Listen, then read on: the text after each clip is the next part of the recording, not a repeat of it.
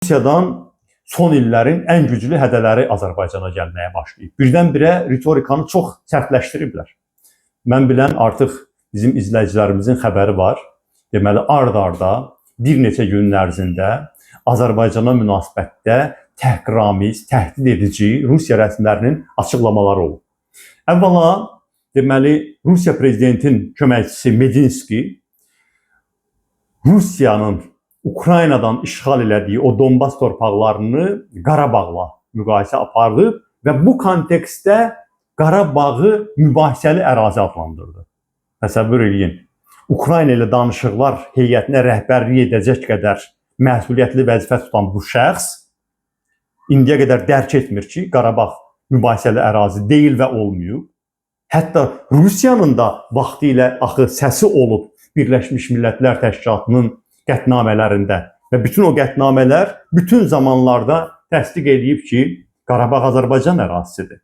Və indi iş işdən keçəndən sonra, xüsusilə də artıq Qarabağda bircə nəfər də demək olar ki, separatçı erməni yaşamayandan sonra və hətta Ermənistan özü Qarabağı Azərbaycan ərazisi tanıyandan sonra Rusiyanın bu səviyyəli yüksək rəsmisinin Qarabağı mübahisəli ərazi adlandırması Azərbaycanı incitmək, onu qıcıqlandırmaq, onu təhdid eləmək cəhdindən başqa bir şey deyil.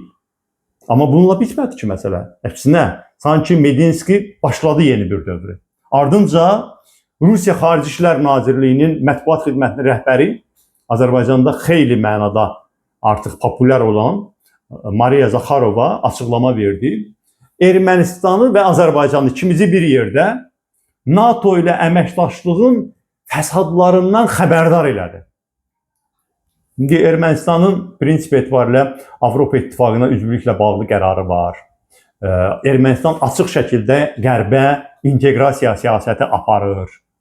Rusiyanın hüququ olmasa da Ermənistanın bu siyasətinə müdaxilə etməyə, amma haradasa başa düşdük ki, açıq-aşkar qərbə inteqrasiya xətti seçmiş Ermənistan hökumətinə növbəti xəbərdarlığını edir. Azərbaycan axı onsuzca NATO ilə münasibətlərində elə bir irəli gedən addımlar atmır. Heç Rusiyanın xahişi, tələbi olmasa da İlham Əliyev istəmir ki, Azərbaycan ya NATO ya da Avropa İttifaqına inteqrasiya eləsin. Hal-hazırda Azərbaycanın NATO'nu hələ qoyun bir kənara, NATO ilə ümumiyyətlə çətindir bunu təsəvvür eləmək. Hətta Avropa Birliyi ilə də inteqrasiyasının qarşısında ən böyük maneə Rusiyadan da qabaq elə İlham Əliyevin özüdür də. İlham Əliyev açıq-aşkar deyir ki, bizim Avropa İttifaqına inteqrasiya eləmək fikrimiz yoxdur, bizim yerimiz Mərkəzi Asiyadır. Bundan sonra durub Azərbaycanı təhdid eləmək ki, NATO ilə əməkdaşlığı dərinləşdirməyin bədəli var. Bu açıq-aşkar Azərbaycanı boş yerə, heç bir bəhanəsiz, təhrik edilməmiş hədələmək cəhdindən başqa bir şey deyil. Və bu işin arxasında bilirsiniz nə var? Azərbaycanın Türkiyə ilə münasibətlərinə olan qısqanclığı var. Açıq-aşkar Türkiyənin adını dillərinə gətirmək istəmirlər. Çünki Türkiyə ilə hələ də Rusiyanın arasında müəyyən bir kompromis körpüləri qalıb. Hələ də Rusiya Türkiyəyə nisbətən NATO üzvləri arasında nisbətən Rusiyanı ən yaxşı başa düşən ölkə kimi sayır və hətta sülh danışıqlarını da Türkiyə ərazisində keçirməyə razılaşır. Ona görə də Türkiyəni açıq-aşkar qarşılarına almaq istəmirlər. Amma əslində o bəyanat iki hissədən ibarətdir. İki mesajı var o bəyanatın. NATO söhbəti real deyil burada. NATO ilə bizim münasibətlərimiz elə dərinə getmir. Orada iki mesaj var. Biri ondan ibarətdir ki, ümumiyyətlə Azərbaycana barmaq silkələnir ki, xarici siyasət məsələlərində bizlə hesablaşmalısan. Açıq-aşkar bizim müstəqilliyimizi şübhə altına alırlar. Ümumiyyətlə, mən kimlə dost olaram, kimlə dərinə gedərəm, kimlə bəyazdan əməkdaşlıq edərəm, sənə nə dəxil var? Sən kim olursan, mən kim oluram. Sən də ayrı müstəqil dövlət, mən ayrı müstəqil dövlət. Deməli, təkcə bunu, bu manera, bu ifadə tərzi, bu hədələmək artıq bizim müstəqilliyimizə cəhdən belə qəsdən başqa bir şey deyil. Necə yəni bunun bədəli olacaq? Məsuliyyətli siz düşünməlisiniz. Hər bir dövlət müstəqildir. İstədiyi müdafiə alyansına daxil olar, istədiyi dövlətlə də hərbi əməkdaşlıq eləyər. Necə sən eləyirsən? Biz sənə deyirik, niyə Şimali Koreya ilə gedib hərbi ittifaq yaradırsan? O cür bütün dünyada təcrübə olunan insanlıq əleyhinə bir rejimlə sən müttəfiqlik edirsən, sən hansı haqla deyə bilərsən ki, bizə onunla oturub durma, bununla hərbi əməkdaşlıq eləmə. Deməli, bu bizə hədədi təhdiddir. O biri tərəfdən isə konkret olaraq bizim Türkiyə ilə hərbi əməkdaşlığımızın hədəf göstərilməsidir. Çünki Azərbaycan hərbi baxımdan birbaşa NATO ilə yox, amma NATO üzvü olan Türkiyə ilə hərbi əməkdaşlığını xeyli dərəcədə dərinləşdirib. Həm də indi yox. Artıq neçə illərdir ki, Türkiyə ilə hərbi əməkdaşlıq var və biz də prinsip etibarilə buna müsbət baxırıq ki, bu qədər belə deyək səhv siyasətin içində Azərbaycan hökumətinin bəlkə də axtarsan yeganə bir dənə bir bizim də razılaşacağımız pozitiv hərəkət addım o da Türkiyə ilə hərbi sahədə əməkdaşlığın genişləndirilməsidir. Və bunu heç kim bizdən ala bilməz. Çünki bu cür həssas bir məqamda və bu cür çətin regionda Türkiyə faktiki bizim demək olar ki, əsas və yeganə müttəfiqimizdir. Deməli, bu əsas və yeganə müttəfiq də Rusiyanı narazı salır. Rusiyanın əslində Mariya Zakharovanın dili ilə verdiyi mesaj Azərbaycanı Türkiyə ilə hərbi ittifaqdan kənarda saxlamağa yönəlmiş mesajdır. Və bunlardan da daha uzağa getdi RIA Novosti agentliyi, bu birbaşa Kremlin idarə elədiyi rəsmi bir informasiya agentliyi idi və Kremlə istinadan Azərbaycandan tələb olundu ki, Azərbaycan Rusiyanın Ukraynadan işğal elədiyi yeni vilayətləri, yəni Krım Muxtar Respublikası Ukraynanın tərkibində və Ukraynanın digər 4 vilayəti Donetsk, Lugansk, Zaporojye, Xerson. Onların hamısını Rusiya ərazisi kimi tanısın. Təsəvvür edirsiniz bu nə deməkdir? Siz necə Azərbaycandan belə bir şey tələb edə bilərsiniz? Azərbaycan buna necə gedə bilər axı? Hətta Belarus bunu etməyib. Qazaxıstan bunu etməyib. Çin bunu etməyib. Necə bunu Azərbaycandan tələb edə bilərsən? Və nəyə görə həmin ölkələrdən daha yaxın müttəfiqlərindən yox, həmin o ittifaq dövləti qurduğun Belarusdan yox, Azərbaycandan bunu tələb edirsən sən? Deməli, Azərbaycandan əslində Rusiya mümkün olmayanı tələb edir. Mümkün olmayanı tələb eləmək nə deməkdir? Deməli, mübahisə axtarmaq deməkdir. Baxın, mənası budur ha məsələnin. Bir var ki, sən elə şey istəyirsən ki, çətinliklə də olsa qarşındakı tərəf onu sənə verə bilsin. Burada deməli, sən doğrudan da o nəyisə almaq istəyirsən. Amma bəzən də elə şey istənilir ki, dəqiq bilirsən ki, onu sənə verən yoxdur. Amma sən bunu istəyirsənsə, deməli yeni bir münaqişə üçün əsas yaratmış olursan.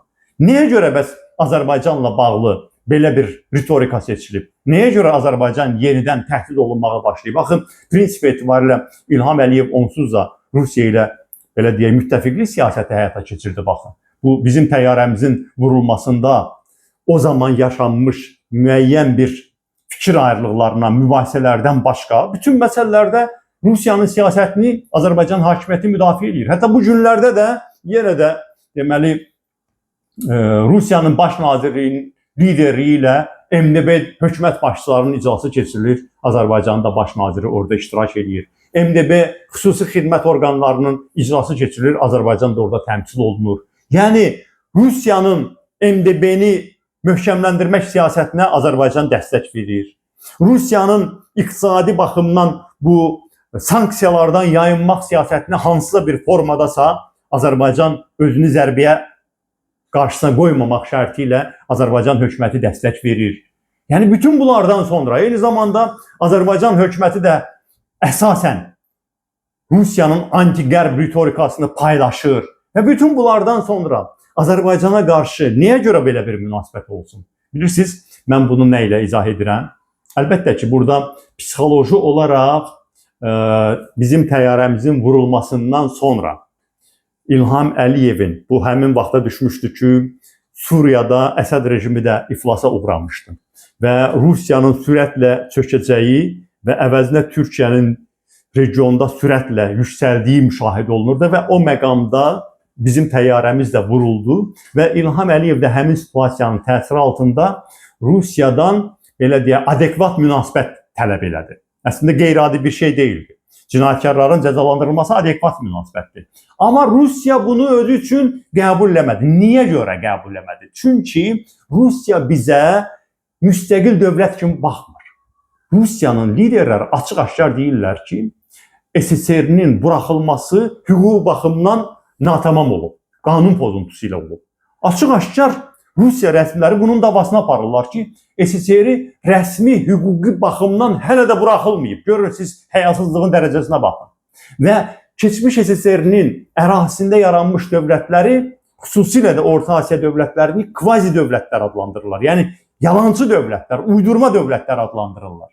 Və Cənubi Qafqazı da öz aləmlərində heç kimə verməmək istəyirlər. Ona görə də, deməli, Ermənistanda hər tərəfli işləyirlər. İndi yəqin xəbəriniz var ki, erməni kilsəsi ilə Paşinyanın arasında çox ciddi bir mübarizə gedir. Çünki kilsə Rusiya tərəfindən idarə olunur, Rusiyanın yanındadır və kilsə Paşinyana qarşı sonuncu silahdır, erməni kilsəsi. Deməli, indi Paşinyan da bu savaşı qəbul edib, onların qarşısına gedir açıq-aşkar. Deməli, Paşinyanı devirməkdən ötürü bütün kartları işə salıb Rusiya hal-hazırda Gürcüstanda mövqelərini xeyli gücləndirib və indi Azərbaycana təzyiq eləməklə öz şərtlərini Azərbaycana diktə eləmək istəyir. Ona görə də bu məsələlər kifayət qədər təhlükəli məsələlərdir. Azərbaycanın dövlət müstəqilliyinə təhlükə yaradan məsələlərdir və Azərbaycan hakimiyyəti bütün bu təhdidlərə adekvat reaksiyalar verməlidir. Əlbəttə ki, bir daha dönə-dönə altını cızıram. Biz heç kimlə hansısa savaşdan, qarşı durmadan yana deyilik. Heç kimlə, o cümlədən Rusiya ilə də. Amma bu demək deyil ki, sən öz haqqını tələb etməyəcəksən. Haqqını tələb edəcəksən və eyni zamanda o tərəfdən gördüksə ki, Rusiya bu şəkildə düşmənçilik siyasət aparır və sənin müstəqilliyini təhdid edir, deməli, alternativ istiqamətlərdə inteqrasiya istiqamətində addımlar atacaqsan. Azərbaycanı möhkəmləndirmək, Türkiyə ilə hərbi ittifaqı böyütmək, Avropaya inteqrasiya, bütün bunların hamısı Rusiyadan gələn təhlükələri balanslaşdırmağa, onu neytrallaşdırmağa xidmət eləməlidir.